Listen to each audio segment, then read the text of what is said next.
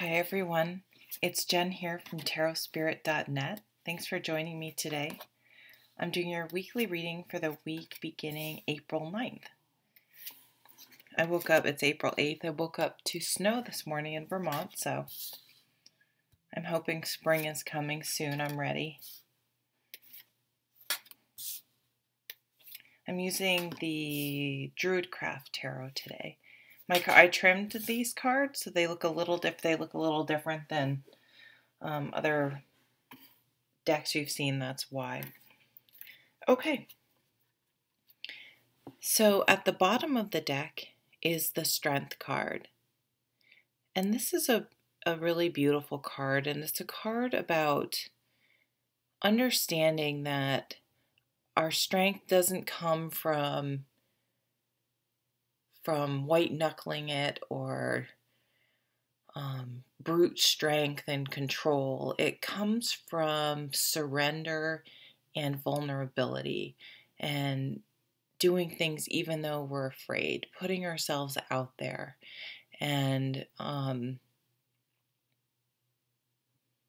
acknowledging where we're weak, acknowledging where we're struggling, acknowledging that we don't feel strong all the time, and in a way that's extremely empowering because you're not putting it's authenticity. So let's see how we build upon that theme with the rest of the cards.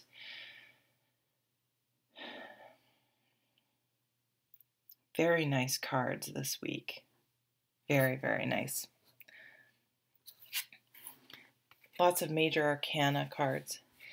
So at the top of the spread here, it's the Three of Pentacles, and this is a card about working together and pooling resources so that you can get the best outcome. It's kind of interesting. In this card, there are a lot of cooks in the kitchen. We have all these three people looking while this guy is doing all the hard work. So for maybe some of you, you feel like you're doing all the hard work, but it's being noticed and it's being appreciated. So don't sometimes you have to know, and this goes back to the Strength card, that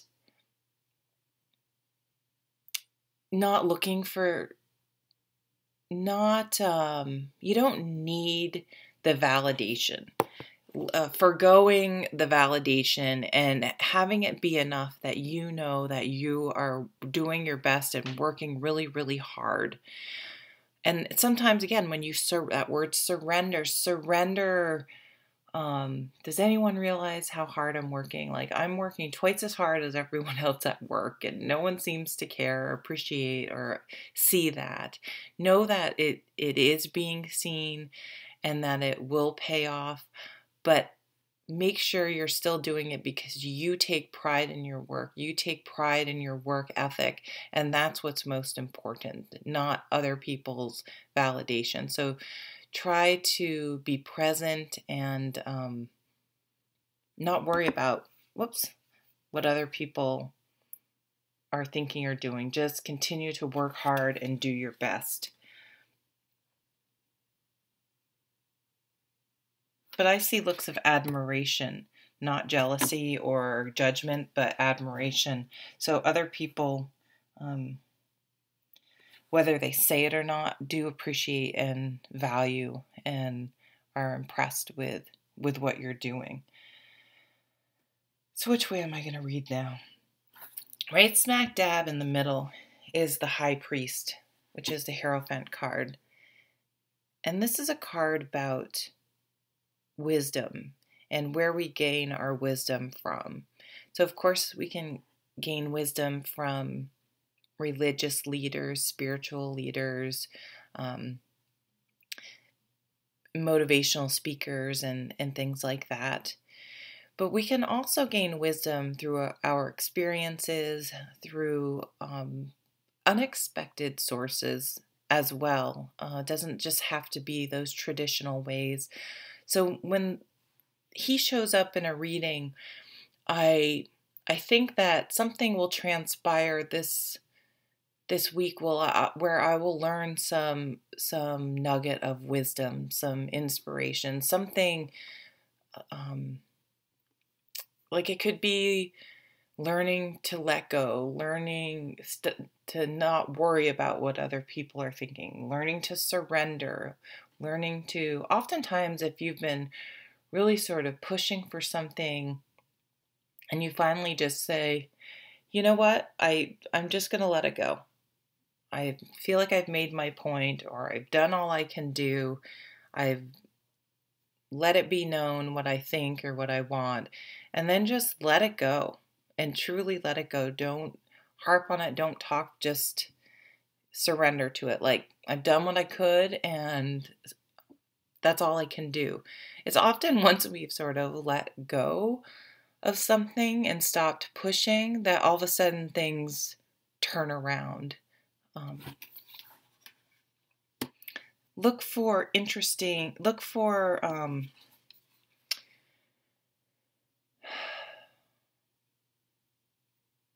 wisdom may come from a very unexpected source or occurrence this week.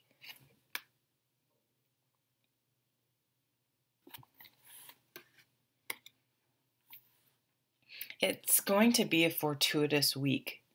On either side of this diamond spread, we have the Wheel of Fortune. Things are changing. The tide is turning, karma. And the Ten of Pentacles, which is a beautiful card of legacy and wealth and richness and family and home and support. Two of the very fortuitous cards, not just in metaphorically, but actual tangible wealth. So if for some of you with the wheel on this side, your fortunes are turning in matters of the heart, because we have the Two of Cups, the most indicative card of love in the entire tarot deck, even above the Lovers.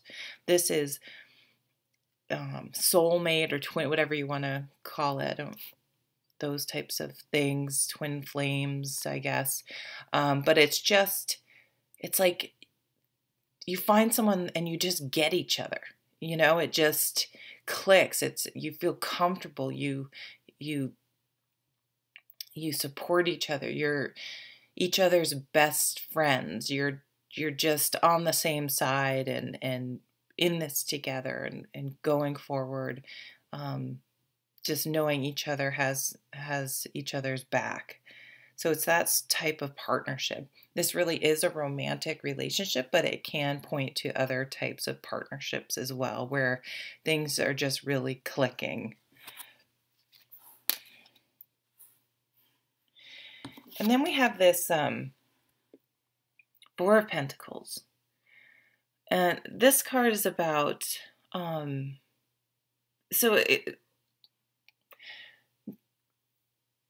when I was talking about letting things go, if you're trying to control things too much and we just, the more we feel like things are being taken away or we're not being validated or heard, the more we try to hang on to it. And so this is another card about surrender and not holding on to things too tightly. You can crush them. You can destroy it by doing that. So this is a week, and I guess there is a full moon, right? So to really let go, the universe, the people in the situation know your intentions and what you want, but you've got to let it go if you want. You don't want to keep something because you're caging it or forcing it to stay, right?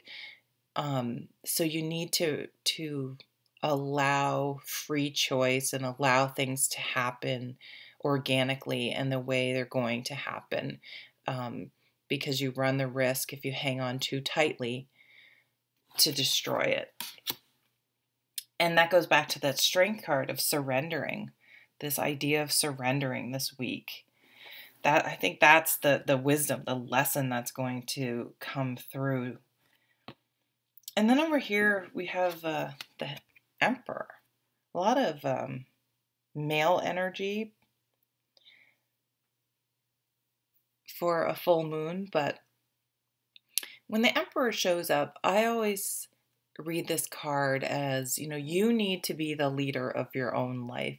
Any decisions that you're making, when we make decisions, there's lots that goes into the decision making process. Or so sometimes we knee jerk and we just make them impulsively. So that's obviously not the best way to make decisions without putting, thought and taking time to sleep on it. So definitely sleep on any decisions this week.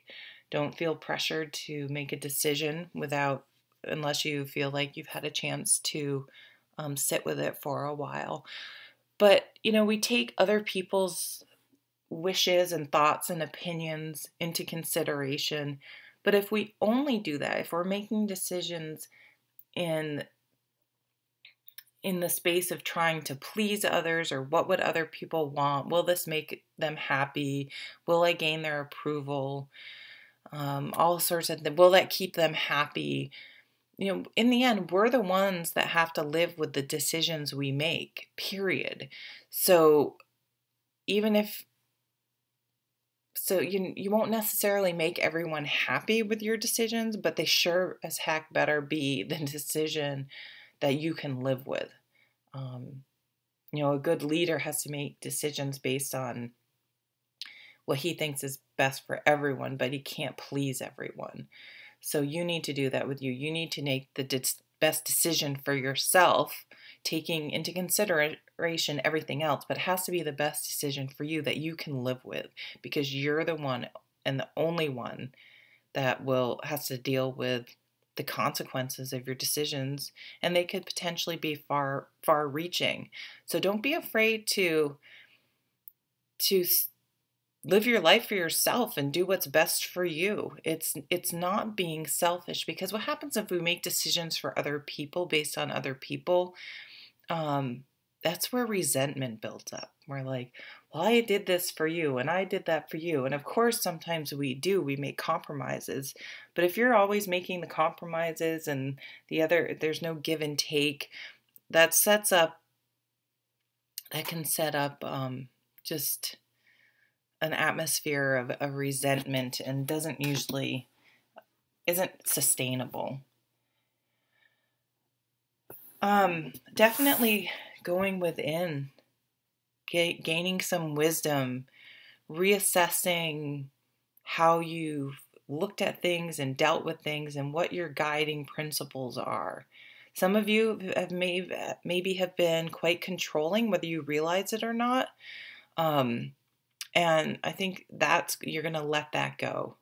You're going to realize there's strength in allowing things to happen and not pressuring people and thinking, well, if they want to be with me, they're going to have to do it themselves. I can't force someone to want to do something.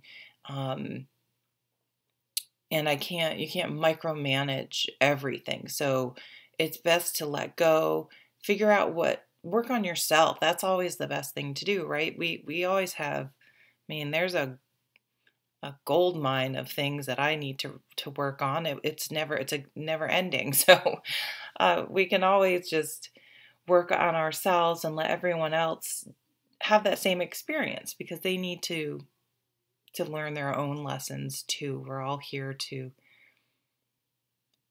hopefully grow and learn some lessons and find some peace through those lessons and the wisdom we gain from it.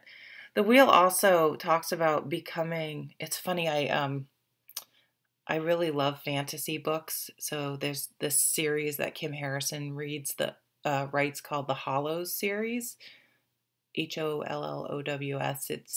It's finished now. There are like 14 books, but she just wrote sort of a prequel to the books, and they always are drawing circles and then putting like this protective bubble over it, because there are demons and stuff in it. It's an awesome series. I love it. I think the first one's called Dead Witch Walking, one of my favorites. Anyhow, it's kind of interesting. By learning to stay at the center of the wheel, you are protecting yourselves from the ups and downs, from the highs and lows. You get to maintain calmness and peace, and that's an internal thing. Learning to stay calm and centered, and not trying to control the external world around us all the time. We end up here with I'm sorry, this is kind of a long reading, with the King of Cups. So he's an emotionally mature man that feels his feelings, uses his feelings to guide him, but he's not ruled by them. He's next to the water, so water stands for emotions, but he's not in the water. He doesn't make impulsive decisions based on his feelings and his emotions, because emotions can go up and down and all over the place. So he's learned to acknowledge them. He can freely speak about his feelings, but he doesn't get angry or emotional or make knee-jerk decisions. So I think we're really learning this week to be calm, to surrender, to sleep on things for a while, and to not try to control things, and just control ourselves, make sure we're making good decisions for ourselves, and really trying to find the wisdom in the experiences we have. So I think this week I want to pull a Daily Guidance from Your Angels card by Doreen Virtue.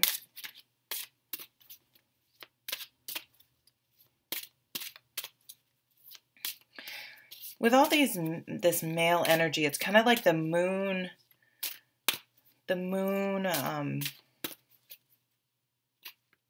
a melding of the male and female energies this week. Strength through vulnerability, and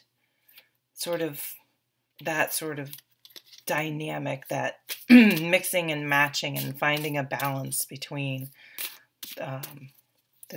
all those energies. Okay. There's nothing to worry about. You are safe, and the situation is under perfect control of divine providence and universal order. Only infuse loving thoughts and emotions into the situation to ensure that the highest possible outcome flows effortlessly to and through you. So thanks so much for stopping by today, and I hope you have a lovely week. Take care.